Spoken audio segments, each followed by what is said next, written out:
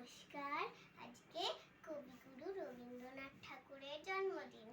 তাকে প্রণাম এবং শ্রদ্ধা জানিয়ে আমি তারই লেখা একটি কবিতা বলবো।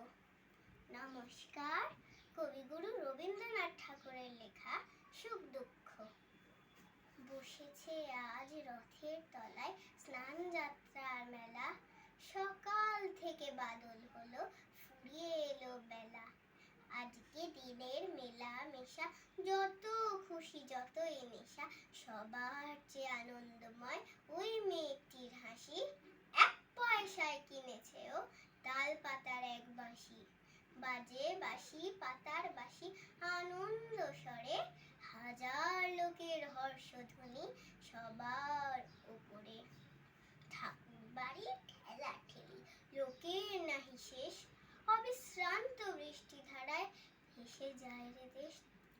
আজকে দিনের দুঃখ যত, নাই রে দুঃখ উহার মতো,